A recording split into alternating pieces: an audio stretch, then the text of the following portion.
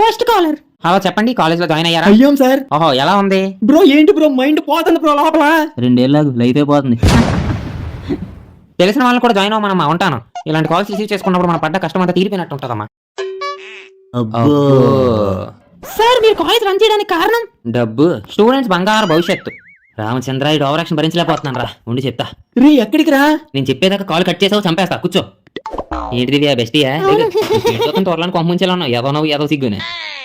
Sir second caller sir. Hello, మీ పిల్లల్ని college లో జాయిన్ చేశారా? చెయ్యం. ఏ డబ్బులు లేవా?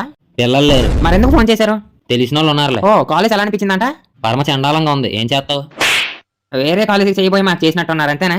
నీకు ఫోన్ చేసి వేరే కాలేజ్ గురించి మాట్లాడడానికి నాకు నీలో బుర్రలేదనుకున్నావేంట్రా? మ్యాటర్ లేనప్పుడు పబ్లిసిటీ పీక్స్ లో ఉంటదంట. అది నేను చూస్తే నిజమనిపిస్తుంది. అవునరా, మీ కాలేజ్ హైయెస్ట్ ప్యాకేజ్ అంట 12 LPA. అబ్బో, ఎంతమందికి?